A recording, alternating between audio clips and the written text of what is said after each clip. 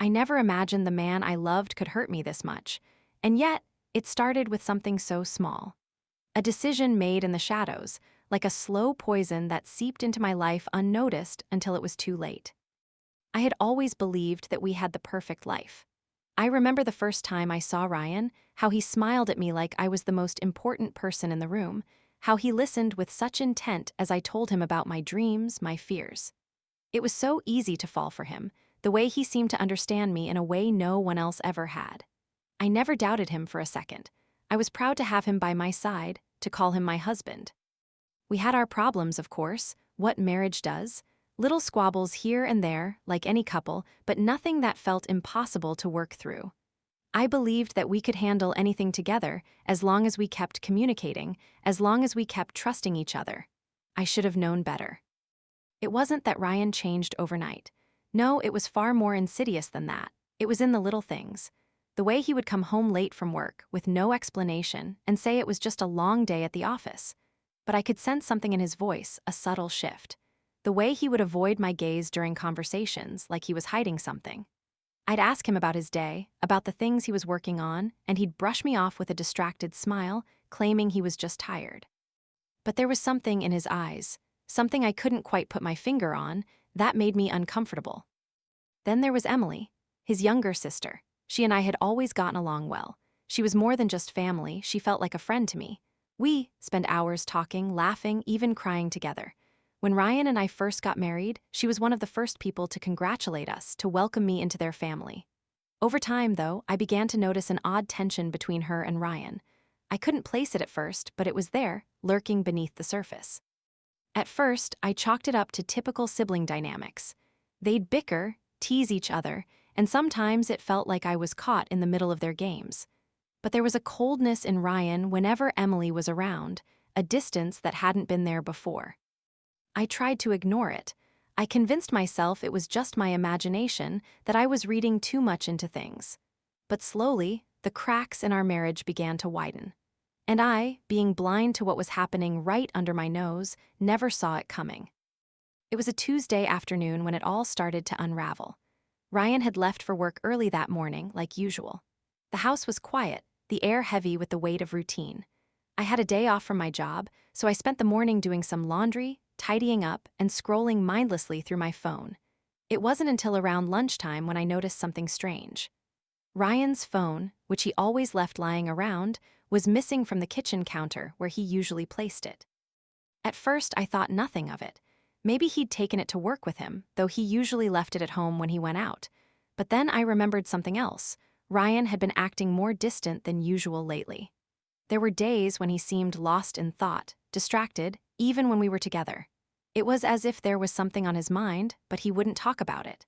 I hated that feeling, like there was a wall between us, something invisible that I couldn't break through. I told myself I was being paranoid. But then, a few hours later, Emily called. "Hey, how are you?" she asked, her voice warm and familiar as always.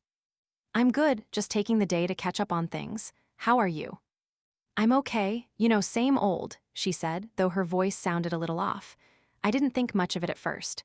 "Listen, I was wondering, do you think Ryan's okay?" My heart skipped a beat. "What do you mean? He seemed fine this morning when he left for work." Emily hesitated for a moment. "I don't know, he's been acting kind of weird lately. Not himself. I mean, I know he's been under a lot of stress with work and all, but I'm just worried about him." Her words struck me with a sense of unease, but I couldn't place why. "I've noticed that too," I admitted. "He's been coming home late, and when I ask him about his day, he just brushes it off. I don't know, I feel like there's something he's not telling me." Emily's tone softened. "Maybe he just needs some space. You know how he is when he gets stressed. He tends to shut people out, but if you ever need to talk or anything, you know I'm here for you." "Thanks, Emily. That means a lot," I said, though I couldn't shake the feeling that something was wrong. I felt torn. On one hand, I trusted Emily. She had always been there for me, and I had never had any reason to doubt her. But on the other hand, I couldn't ignore the fact that there was an odd tension between her and Ryan lately. It wasn't just me who noticed it. I tried to push the thought aside, but it lingered in the back of my mind like an annoying whisper. After we hung up, I sat in the quiet of the living room, trying to make sense of everything. The missing phone, Ryan's distance, Emily's words. I felt as though something dark was swirling just beneath the surface, something I was too afraid to confront. And yet, I couldn't shake the feeling that the cracks in my marriage were widening, and I had no idea how to stop it. Later that evening, Ryan came home, but he seemed even more distant than usual. He didn't look at me when he walked through the door, barely acknowledged my presence as he set his briefcase down.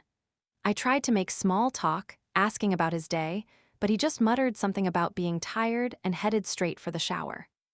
The following days were much the same. Ryan was there, but he was. He would come home, but his eyes were always elsewhere, distant, like he was living in another world. I tried to reach out to him, tried to get him to open up, but every time he shut me out. I felt like I was grasping at air, trying to hold onto something that was slipping away, something I couldn't control. Then came the night I would never forget. I had stayed up late, waiting for Ryan to come home. I was on the couch, wrapped in a blanket, scrolling through my phone absent-mindedly when I heard the front door open. Ryan stepped in, and I could see immediately that something was different. His face was pale, his eyes wide with an emotion I couldn't place. He stood in the doorway for a long moment, looking at me, but not really seeing me. "Ryan," I asked, my voice trembling, "what's wrong?" He didn't answer right away. Instead, he looked away, his gaze falling to the floor. When he finally spoke, his voice was low, almost as if he were speaking to himself. "I'm sorry, I never wanted it to go this far." His words hit me like a punch to the stomach. I stood up, the blanket falling from my shoulders, and took a step toward him. "What do you mean, what's going on?" Ryan didn't look at me.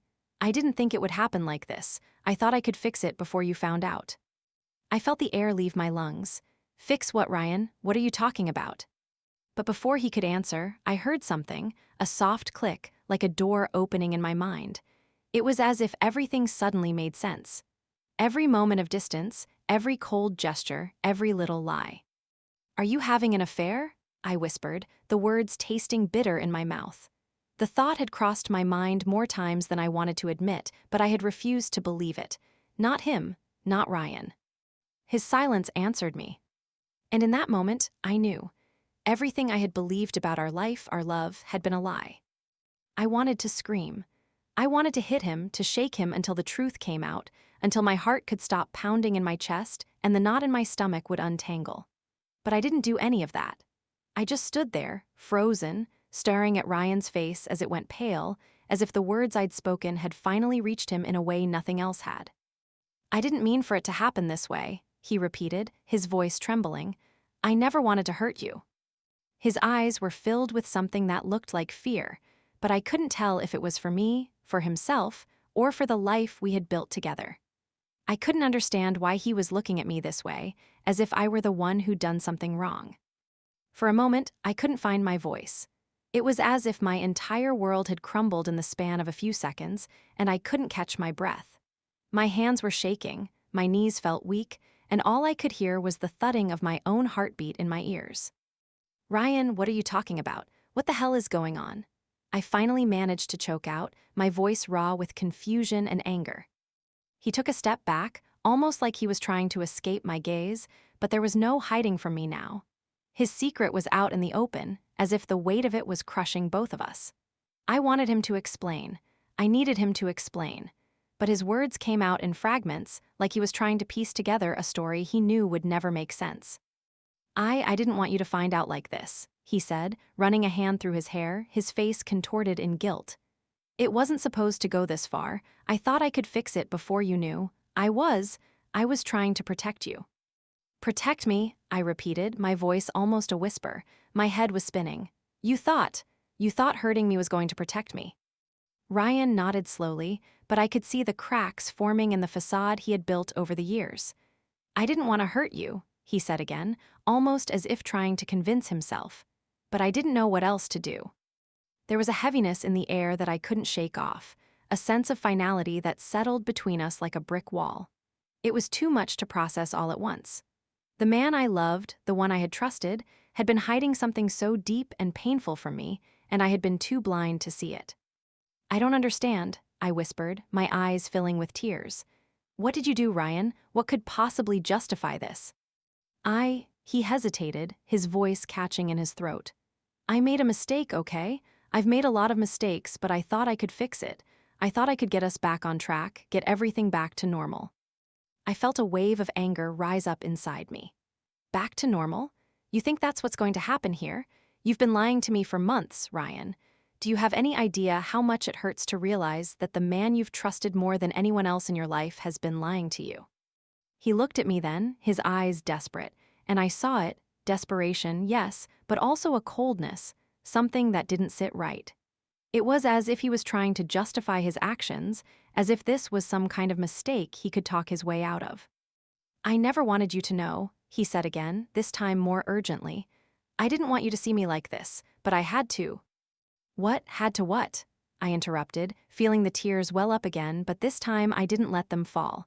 I was angry, too angry to cry. Had to lie to me, had to betray me, was I just a fool to you this whole time? His expression faltered, and for the first time I saw a crack in his mask. But instead of coming clean, instead of giving me the truth, Ryan stepped closer to me, his eyes pleading. He reached out as if to touch my arm, but I pulled away sharply. No, don't touch me, I said, my voice breaking. You don't get to pretend everything is okay anymore. I need to know what the hell is going on, Ryan. I deserve that much. There was a long, unbearable silence. For a moment, he said nothing, just stood there looking at me, as though he was weighing his next words. I watched him, my heart pounding, my thoughts racing. I had no idea where to go from here. This wasn't the man I had married.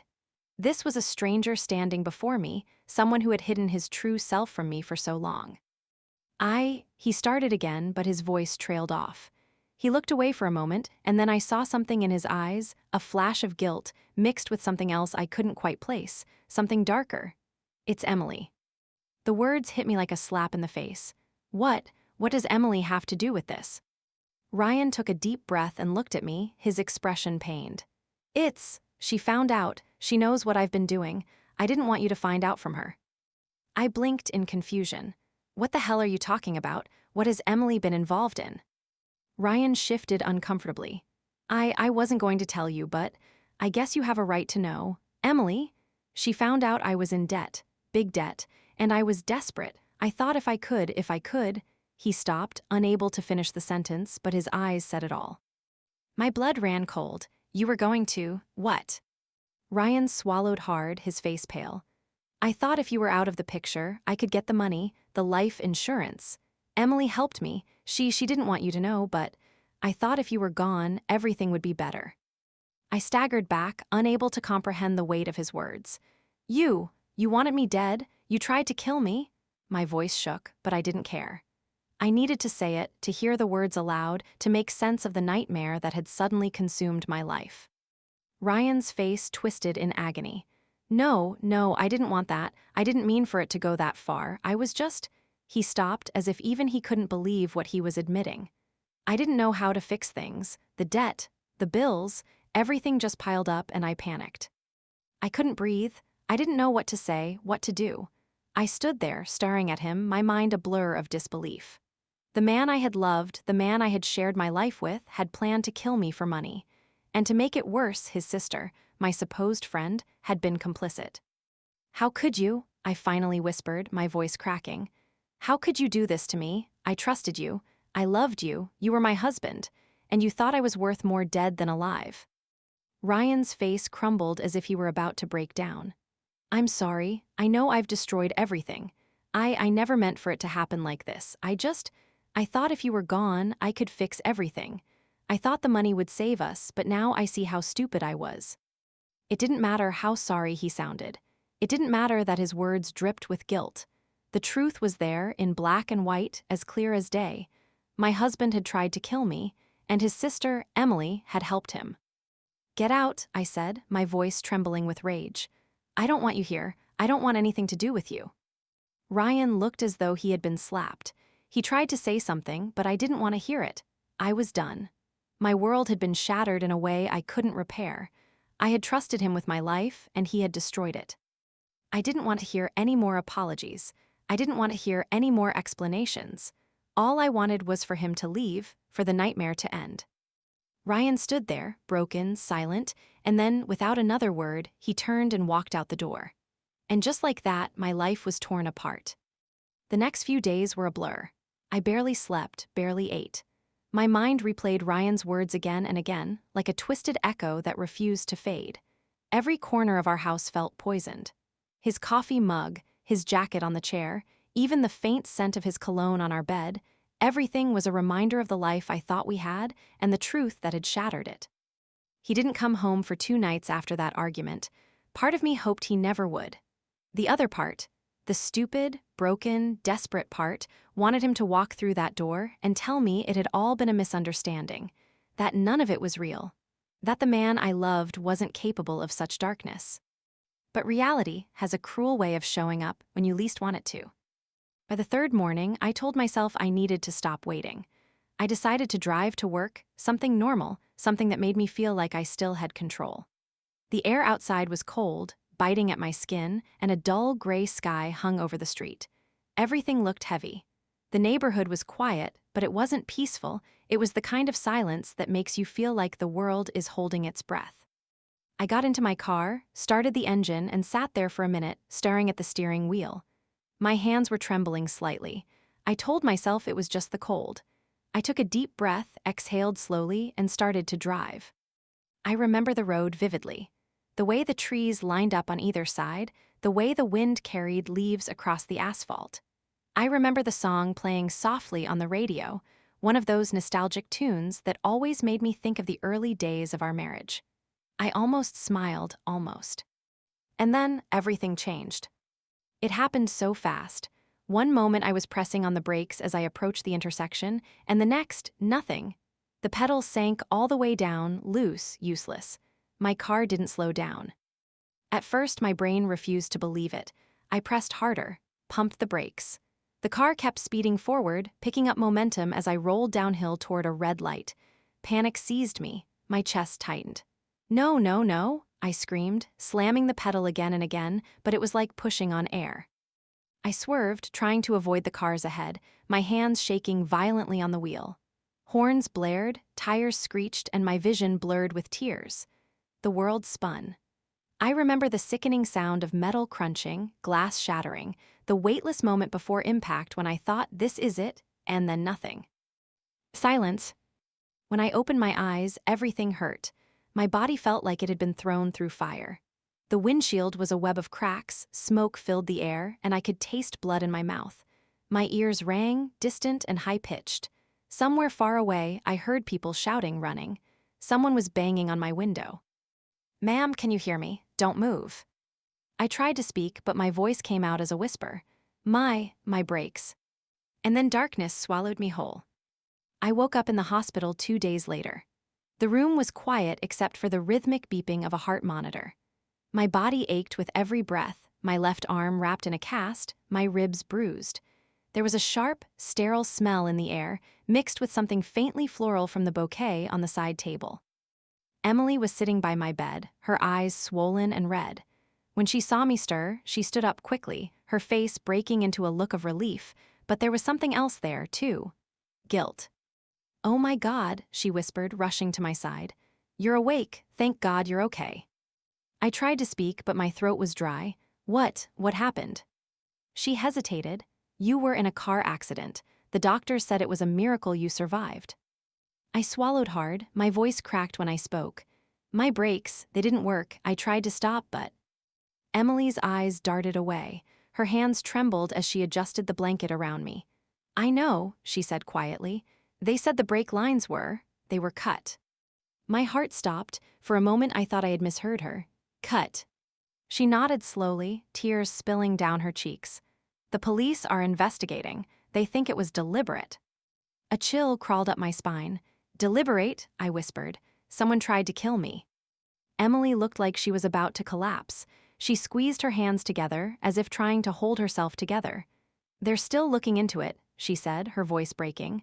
"But, yes, it wasn't an accident." I could barely breathe. The room felt smaller, suffocating. 1,000 thoughts ran through my head, but one rose above the rest: Ryan. "Where, Ryan?" I asked, my voice barely audible.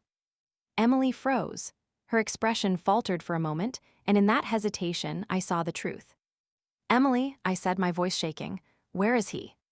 She swallowed hard. He's been here. He came right after it happened, but he left before you woke up."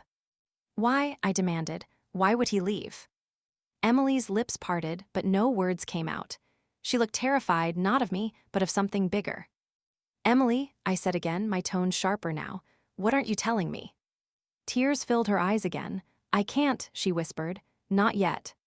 "Tell me," my voice cracked, echoing through the sterile room. The monitor beside me beeped faster as my heart rate spiked. "If you know something, you have to tell me." She turned away, sobbing quietly. "It's not that simple," she said. "I wish it was, please trust me.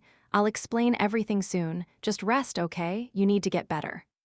But how could I rest knowing someone had tried to kill me? And the only person who could possibly have known my routine that morning was Ryan. That night, I couldn't sleep. Every sound in the hospital made me jump, the footsteps of nurses in the hall, the mechanical hum of the machines. I kept seeing the road, the brakes, the crash. I kept hearing Ryan's voice in my head, his apologies, his half-truths. And then I remembered something. The day before the crash, Ryan had taken my car to fill up the tank. I hadn't thought much of it. He'd always handled little things like that. But now, the memory clawed its way back. The way he'd seemed nervous that night, how he'd hugged me longer than usual before he left, how he'd whispered, "I'm sorry for everything." My blood ran cold. The next morning, a detective came to my room. His name was Officer Hayes, a tall man with a kind face and tired eyes. He asked me questions, where I was going that morning, if anyone had access to my car, if I had any enemies. I told him everything I could, my voice trembling. When I mentioned Ryan, Hayes paused, taking notes. "Your husband had access to the vehicle, correct?" "Yes," I said. "He drove it the day before the crash." He nodded slowly, scribbling something down. "We'll need to speak to him." That was when I realized Ryan hadn't come back, not once. He hadn't called, he hadn't sent flowers, he hadn't even texted Emily. He was gone. 2 days later, I was discharged from the hospital. Emily insisted on taking me home. The ride back was quiet, tense. I stared out the window, the streets blurring past, my mind spinning with questions. When we pulled up to the house, everything felt wrong. The curtains were closed. The front door was locked. Ryan's car was gone. Emily helped me inside, her hands trembling as she steadied me. I could see it all over her face. She knew something, and it was killing her to keep it in. Finally, I turned to her. "Emily," I said softly, "please, if you know something about what happened, tell me the truth." She looked at me, her eyes glistening with tears. Her lips trembled and she whispered, "I'll tell you everything, but you have to promise me one thing." "What?" "Promise me you'll be strong," she said, her voice breaking. "Because once you know, you'll never see him the same way again." The air in the house was thick with silence when Emily finally spoke. Her voice was low, trembling, like she was confessing something that had been eating away at her for years. I sat on the edge of the couch, my bandaged arm resting on my lap, watching her pace back and forth across the living room. The afternoon light bled through the curtains, dull and gray, casting long shadows across the floor. She stopped suddenly, facing me. "I should have told you everything before," she said, her voice breaking. "I thought I could fix it before it got this far. I thought I could stop him." My stomach dropped. "Stop him? Emily, what are you talking about? You told me the police said my brakes were cut. Was it Ryan?" She hesitated, just for a second, but in that silence, I got my answer. "Oh my God," I whispered, my throat tightening. "He really did it, didn't he? He tried to kill me." Tears filled her eyes. "He didn't want to at first," she said, her voice shaking. "But when things got bad, he lost control." I felt a lump in my throat, a strange mix of rage and heartbreak. Bad? What things, Emily? What could possibly make someone decide that murdering their wife was a solution? She sat down across from me, her hands clasped tightly together, as if holding onto her composure by a thread. "Ryan, been in trouble for months," she said softly. "He's drowning in debt, but he never told you. It started with the business loan, then the gambling. He thought he could win it back, but he didn't. He just kept losing." I stared at her, stunned. "Gambling? He doesn't even play cards. I would have known."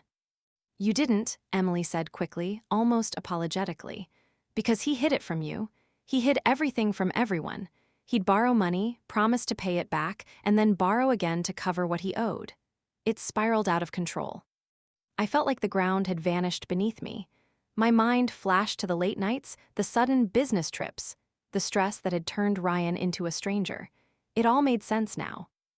I whispered, so he thought if I died, he'd get the insurance money. Emily nodded, tears spilling down her cheeks.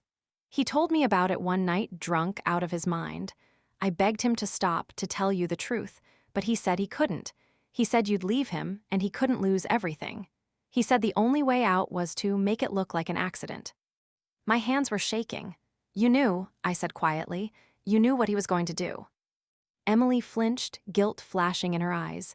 I didn't know he'd actually do it. I thought he was bluffing, just venting. I thought he'd calm down once he realized how insane it was. But when he took your car that day, her voice cracked and she buried her face in her hands. I should have stopped him. I should have gone to the police. I wanted to scream, to cry, to hit something. My heart was pounding so fast I could feel it in my ears. You let me get in that car, I shouted, my voice breaking. You let me drive it knowing what he was planning. I didn't know he'd done it, she sobbed. I swear, I tried to follow him that morning, I wanted to confront him, but by the time I got to the house, you were already gone. I stood up, the pain in my ribs burning with every breath. You could have warned me. One call, Emily. One goddamn call, and I wouldn't have gotten in that car. She looked up at me, her face streaked with tears. I was scared, she whispered. He threatened me. He said if I told you, he'd make it look like I was the one who did it. He's not the brother I used to know anymore. Her words broke something in me. The Ryan she described wasn't just desperate, he was dangerous, calculating. I remembered the look in his eyes that night before the accident, the strange mix of guilt and fear. He had already made up his mind. I sank back onto the couch, numb, the weight of everything crashed over me. He actually did it, I murmured. He wanted me dead, and you were caught in the middle. Emily reached for my hand, but I pulled away. I'm sorry, she said. I wanted to protect you, but I didn't know how. My chest ached. You should have chosen me, I said quietly, not him. Her lips trembled. He's my brother, she whispered, as if the words themselves were an apology. But you're right, I should have chosen you. For days, I barely spoke. I didn't leave the house. Every sound, every creak of the floorboards made me flinch. Ryan hadn't come back, and part of me hoped he never would, but the silence, the not knowing, was almost worse.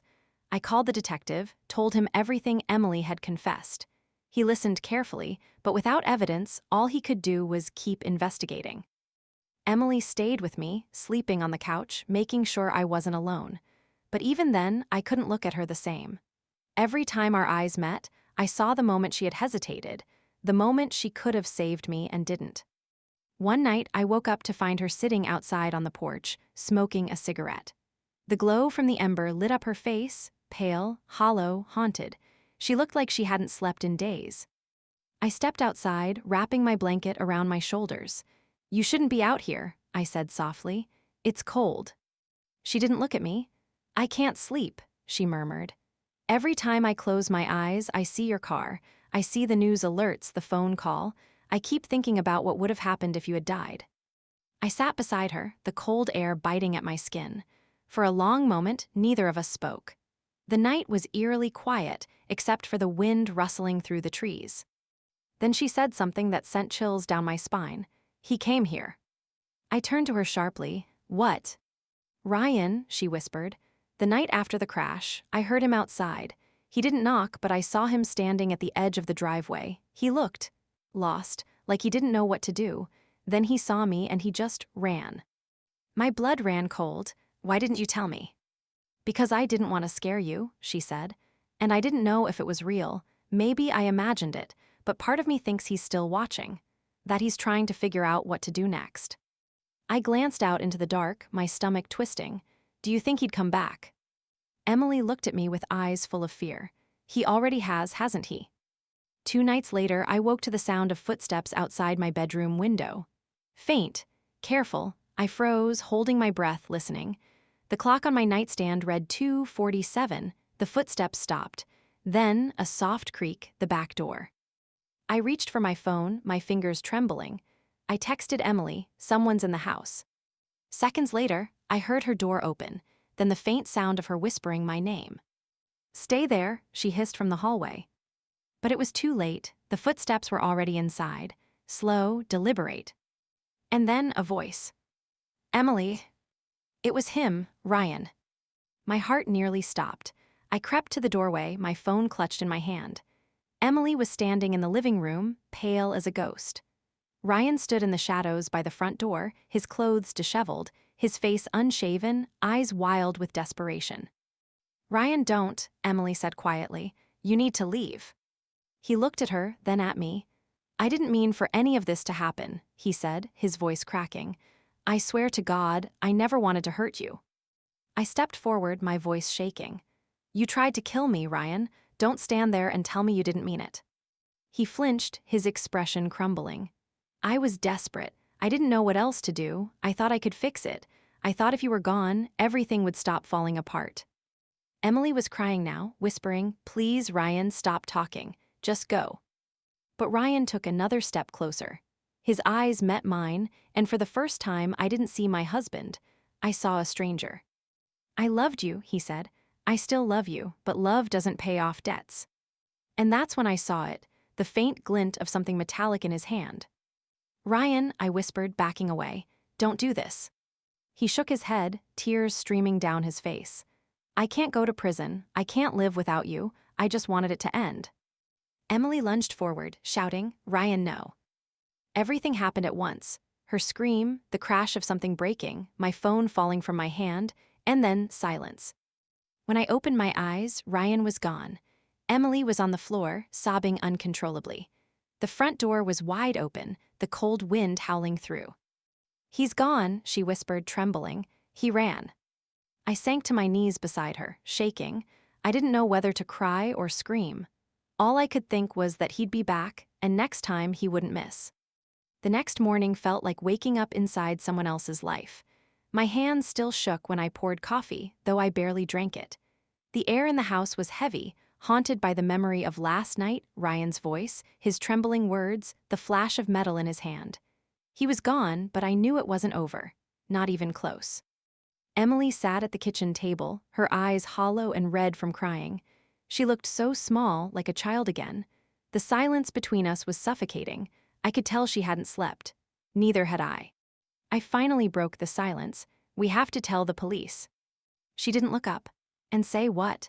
That he came here in the middle of the night with a knife and ran away? Without proof, they'll just say he was scared or confused. They won't understand what he's capable of." I clenched my fists. "He cut my brakes, Emily. He tried to kill me. They'll believe that." She shook her head weakly. "You don't know him like I do. He's smart. He knows how to twist things, how to make himself look innocent. He always did, even as a kid." Her words made me sick. I couldn't stand the thought of Ryan manipulating anyone ever again, especially not the system. "Then I'll find proof," I said, "if that's what it takes." She looked at me startled. "How?" I didn't have an answer yet, but deep down, I knew I couldn't keep running from this. Ryan had almost taken my life. He had broken me in ways I couldn't even name. But this time, I was going to fight back. That afternoon, I went back to the police station. Officer Hayes looked surprised to see me. His expression softened when he saw the bruises still marking my skin. "I thought you were supposed to be resting," he said gently. "I can't rest," I replied, "not until he's caught." He nodded slowly and gestured for me to sit. "Tell me everything." And I did. Every detail, Emily's confession, Ryan's debts, his threats, the night he came back. I told him about the way he'd looked at me, the words he'd said. I told him about the knife. Hayes listened quietly, taking notes. When I was finished, he leaned back in his chair and exhaled. "We'll issue an alert," he said. "If he contacts you again, call me immediately. Do not engage." I nodded, though a part of me knew that if Ryan came back, there wouldn't be time for phone calls. As I stood to leave, Hayes hesitated. "You know," he said slowly, "men like that, they don't stop until they get what they want. You should stay somewhere safe. Maybe with family, out of town." I thought about leaving, starting over, hiding. But I couldn't. This was my home, my life. He had already taken so much from me. I wasn't going to let him take that too. I'm not running, I said quietly. Hayes studied me for a moment, then nodded. Then you'd better be ready. When I got home, Emily was waiting by the door, packing like a trapped animal. Where were you? She asked, her voice trembling. I went to the police, I said simply. Her eyes widened. What? No, you shouldn't have. Emily, I can't keep covering for him, I snapped. He tried to kill me and he came here. What are we supposed to do? Just wait until he finishes what he started. She froze, tears filling her eyes again. You don't understand, she whispered. He's not just going to stop. He's desperate. He thinks he's lost everything. You telling the police will only make it worse. I felt my chest tighten. What are you saying? Her voice broke. He called me. The room spun. He what? She nodded miserably. This morning, from a payphone, I think, he said he needed to see me, that he just wanted to explain himself. He sounded broken. Broken, I repeated, my voice shaking with anger. He tried to kill me, Emily. You can't meet him. Do you understand me? He's dangerous. She looked torn, her fingers twisting the hem of her sleeve. He said if I didn't come alone, he'd disappear forever. And I thought maybe if I talked to him, I could convince him to turn himself in. I felt a surge of panic. No, you're not going. She looked at me, guilt written all over her face. I already told him I would. For a moment I couldn't breathe. When? Tonight, she whispered. He said 8 p.m. by the old marina. I grabbed her shoulders, my voice trembling. Emily, please, don't do this. He's not going to listen to you. He's going to use you. He's done it before. Tears streamed down her cheeks. If I don't go, someone else will get hurt. I can't let that happen. Not again. She pulled away from me and ran upstairs before I could stop her. I wanted to chase after her, but I froze. Something in her eyes, something final, told me she'd already made up her mind. By the time the sun started to set, the house felt like it was holding its breath. I paced the living room, glancing at the clock every few seconds. 7:20, 7:45. My heart wouldn't stop pounding. When 8:00 finally came, I grabbed my keys. If Emily was going to walk into danger, then I was going too. The marina was deserted when I got there, quiet except for the sound of the waves slapping against the wooden docks. The air smelled of salt and rust. I parked a short distance away and crept toward the edge of the pier, my footsteps muffled by the damp wood. That's when I saw them. Emily stood near the end of the dock, her arms wrapped around herself, her breath visible in the cold night air. Ryan stood opposite her, or rather, the man who used to be Ryan. His face was gaunt, his eyes bloodshot, his clothes filthy and torn. He looked like a ghost of the man I once knew. I didn't mean to hurt her, he was saying, his voice shaking. You have to believe me, Em. I didn't mean for it to go this far. Emily's voice was soft but firm. You almost killed her, Ryan. You don't get to say you didn't mean it. I just wanted it all to stop, he said. The debt, the calls, the threats, I was drowning, and she had everything. The money, the insurance. Don't you dare blame her for your mistakes, Emily snapped. Ryan's face twisted, a flash of anger breaking through the desperation. You don't understand. You've never been trapped like that. I stepped closer, the dock creaking beneath me. My breath caught as his head turned sharply toward the sound. His eyes found mine. Sarah, he whispered. For a moment, everything stopped. The world went silent, no waves, no wind, just the three of us standing there, bound by everything that had gone wrong. You shouldn't be here, he said. His voice was softer now, almost tender. I didn't want you to see me like this. Then what did you want, Ryan? I asked, my voice shaking. To see me dead, to collect the money and move on with your life. He flinched. No, I wanted to fix it. I thought if I could just make it quick, you wouldn't suffer. Make it quick, I shouted, my tears spilling over. You were supposed to love me. You promised to protect me. His expression crumbled. I still love you. No, I said coldly. You don't hurt the people you love, you destroy them. Emily stepped between us, her hands trembling.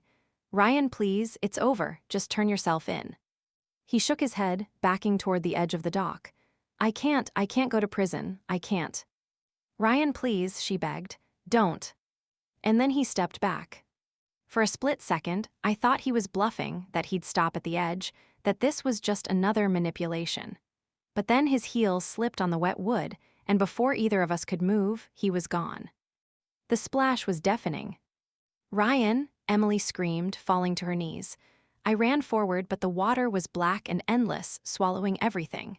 I looked down, waiting for him to surface. He never did. We called for help. They searched for hours. They never found his body. When dawn finally came, Emily sat beside me on the dock, wrapped in a blanket, her eyes hollow. The air was cold, heavy with salt and grief. "I didn't want it to end like this," she said quietly. "Neither did I whispered. We sat there in silence, watching the gray horizon swallow the last traces of him. My heart was shattered, but somewhere in that emptiness, there was also relief. It was over, or at least, I wanted to believe it was. But as the waves lapped gently against the dock, I couldn't shake the feeling that he wasn't gone. Not really. His ghost would live inside me forever, in the cracks he left behind, in the scars I would carry for the rest of my life. The days after Ryan's disappearance blurred together in a fog of grief, shock, and exhaustion. Every hour felt both endless and fleeting, filled with the same haunting thoughts looping in my mind. He's gone. He's gone. And yet, some small, broken part of me still expected to see him again, walking through the door, dripping from the rain, eyes soft and sorry. But all that came instead were the quiet echoes of what we used to be. The police ruled it an accident after 2 days of searching. No body, no signs of foul play, just an empty dock, a few footprints, and a chilling silence. They told us that sometimes the sea doesn't give back what it takes. I didn't know if that was supposed to comfort me or torture me. Emily barely spoke. She moved around the house like a ghost, her eyes swollen and red, her voice almost gone. Every time I looked at her, I saw the same guilt etched into her face. We were both broken in different ways. She had lost a brother, and I had lost a husband. But the truth was, neither of us had really lost him. Ryan had been gone long before that night. We had just been too blind to see it. The funeral was strange. How do you bury someone when there's no body? They called it a memorial service. A soft phrase for an ugly truth. I remember standing there, staring at the framed photo they'd chosen of Ryan, the one where he was laughing, eyes crinkled at the corners, holding me in his arms. I used to love that picture. Now it felt like a cruel joke. People came to offer condolences. Family, friends, neighbors. They whispered words like tragic, unexpected, such a good man. I stood there, numb, nodding, pretending to believe them, pretending that I hadn't seen the monster he'd become. Only Emily and I knew the truth. The weight of it sat between us like a secret we'd never escape. After everyone left, I stayed behind. The air was heavy with the smell of flowers and rain. I placed my hand on the casket, empty, polished, and meaningless, and whispered, "You could have walked away, Ryan. You didn't have to do this." My voice trembled. You didn't have to destroy everything. The wind howled through the trees, carrying my words away. Maybe that was for the best. For a while, life became quiet again, too quiet. I went through the motions like a machine: wake up, shower, eat, pretend, sleep, repeat. At night, I'd lie awake staring at the ceiling, replaying every moment of our marriage, trying to pinpoint the exact second love had turned into something dangerous. Was it the night he stopped coming home on time? The day he stopped saying "I love you"? Or was it long before that, hidden beneath the surface, waiting to rot its way out? Emily tried to stay strong, but she was falling apart in her own way. Sometimes I'd hear her crying in her room, whispering apologies to someone who could never hear them. I didn't blame her anymore. Not really. She had been caught in his web just like I had. One evening, I found her sitting in the kitchen with a small box in front of her. Her hands trembled as she lifted the lid. Inside were old photographs, birthday cards, little keepsakes from when she and Ryan were kids, reminders of a time before everything went wrong. "I found this in his room," she said softly, not looking up. "Do you want any of it?" I hesitated, staring at the faded pictures. Ryan's smile seemed almost innocent there, his arm around Emily, his face untouched by the weight of adulthood. "I don't know," I admitted. "I don't know if I want to remember him that way." Emily nodded, closing the box. "I don't think I can forget, even if I wanted to." We sat there for a long time in silence. Then, almost without thinking, I reached across the table and took her hand. For the first time in months, she didn't pull away. There was pain between us, so much pain, but there was also something fragile and necessary. Forgiveness, or maybe just understanding. Weeks passed. I tried to move forward, but moving forward felt like trying to walk with invisible chains around my ankles. The house felt like a tomb, every corner haunted by memories. His jacket still hung on the hook by the door. His handwriting still lingered on sticky notes attached to the fridge. I wanted to hate him. I wanted to burn everything he had ever touched. But love doesn't just vanish. It lingers like smoke, even after the fire's gone out. One night, I finally went into his office, the one room I hadn't stepped into since before the crash. The air was stale, filled with dust and the faint smell of his cologne. His desk was still cluttered with papers, receipts, old bills. I sat down and started sorting through them, my hands trembling as I uncovered the evidence of his secret life. Loans, overdue notices, casino transactions, all signed in his name. There were phone numbers scribbled in the margins, emails from collectors, even a letter threatening legal action. Every sheet of paper told the same story: desperation, fear, greed. And beneath all of it, guilt. At the bottom of one drawer, I found a sealed envelope. My name was written on it. My heart stopped. I tore it open with shaking hands. Inside was a letter, written in Ryan's handwriting, messy, uneven, but unmistakable. Sarah, I know you'll hate me for what I've done. You have every right to. I didn't plan to hurt you. I swear I didn't, but I made mistakes I couldn't fix. I got in too deep, and I didn't see a way out. I thought I could protect you by taking the burden on myself, but I see now that I've destroyed everything instead. I wish I could undo it all. I wish I could be the man you thought I was. I never stopped loving you, even when I didn't deserve to say it. Please take care of Emily. She doesn't deserve the blame for this. Tell her I'm sorry. Tell her I love her. And you. I'm sorry I failed you. Orion. I don't know how long I sat there staring at that letter.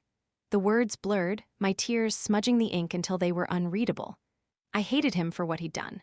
But God help me, I still loved the man I thought he was. And maybe that was the worst part of all, knowing that somewhere, buried beneath all the lies and the madness, a piece of that man still existed.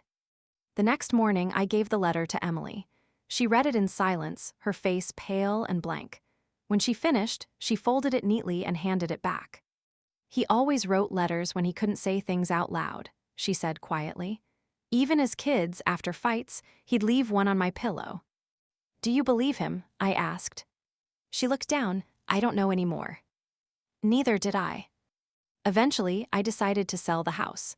I couldn't breathe in it anymore. Every wall whispered his name, every floorboard creaked with memories I didn't want. I found a small apartment on the edge of town, nothing fancy, just quiet, safe. On my last night there, I stood in the doorway of what used to be our bedroom.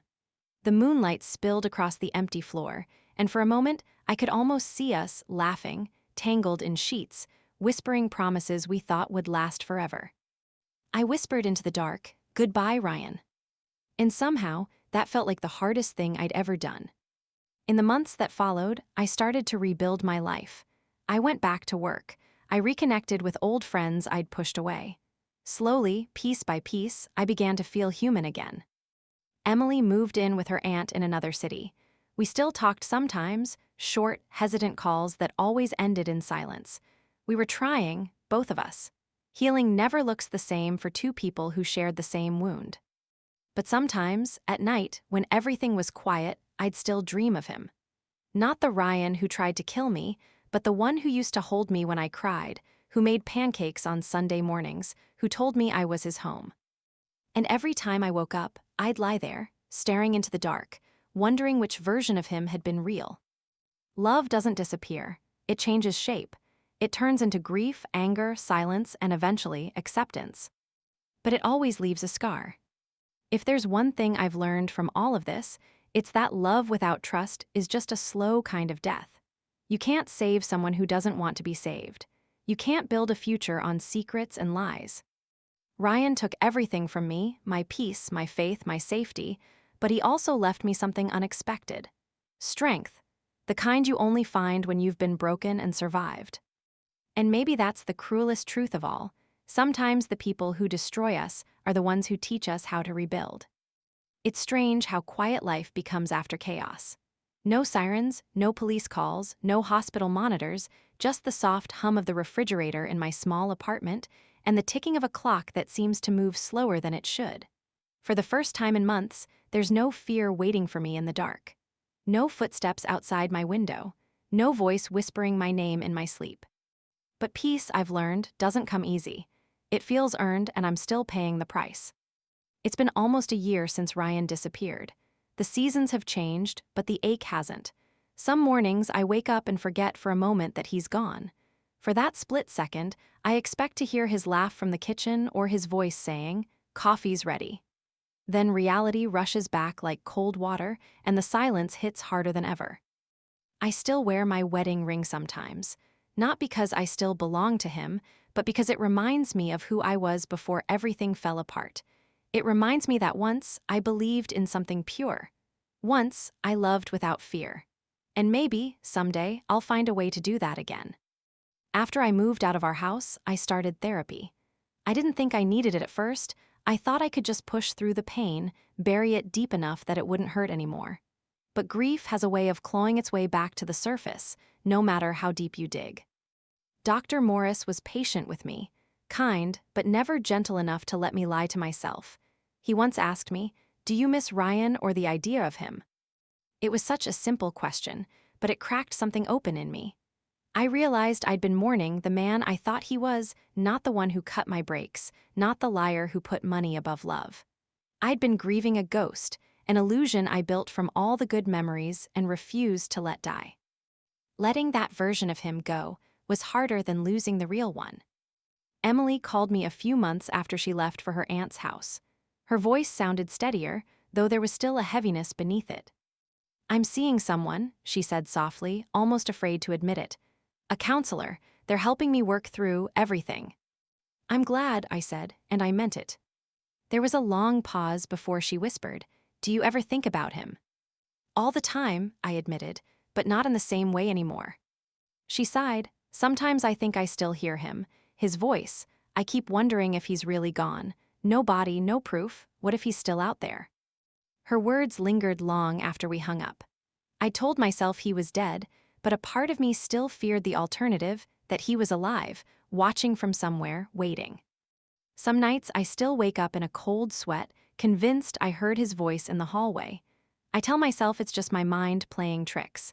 But fear doesn't always fade when you tell it to. It lingers like a scar. Slowly, I started writing again. I'd always loved journaling, but after the crash, I couldn't pick up a pen without my hand shaking. Now, I fill notebooks with thoughts I'll never share, memories, regrets, letters I'll never send.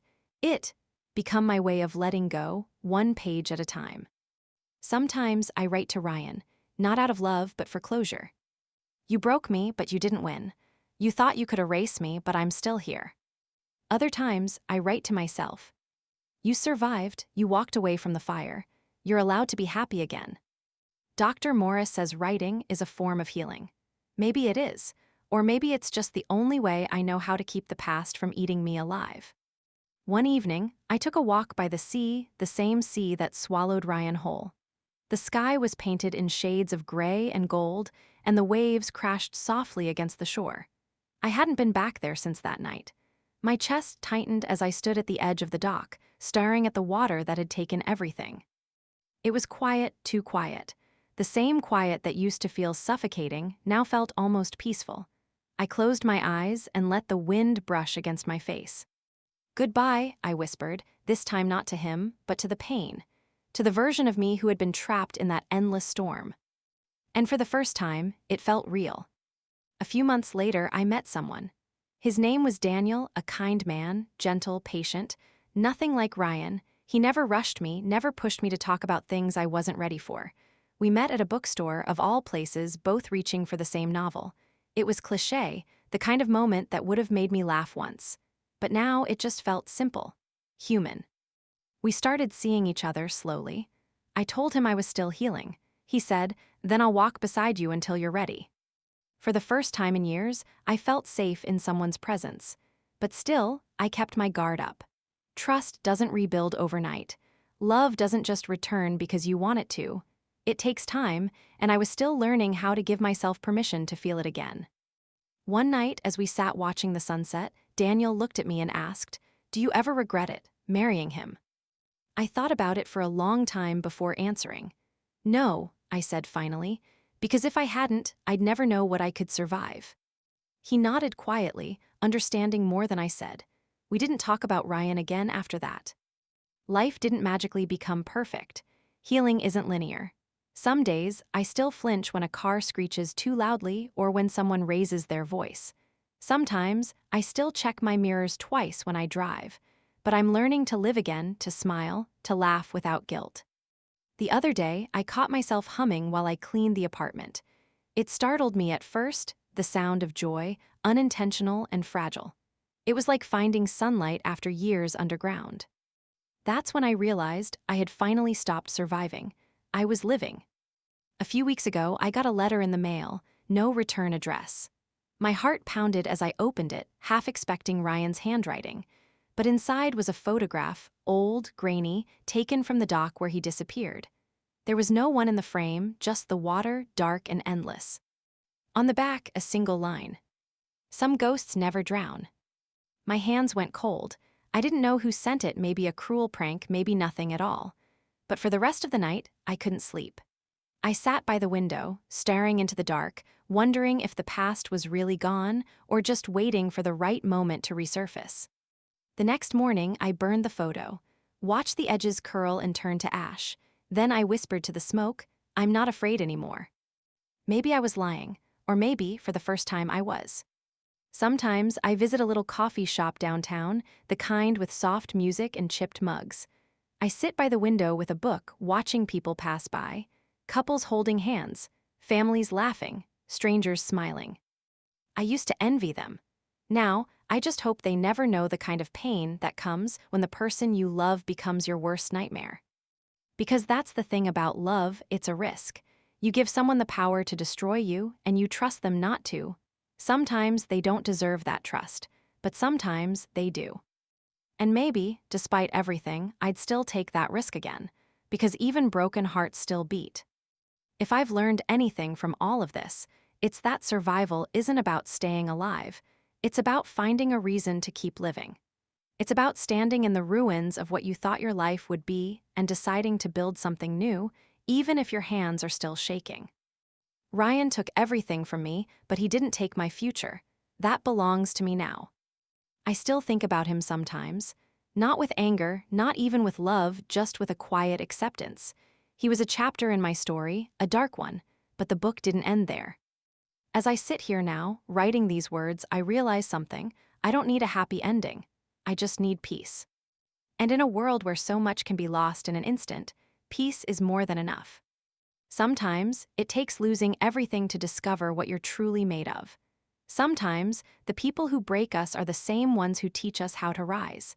And sometimes, survival isn't about forgetting the pain.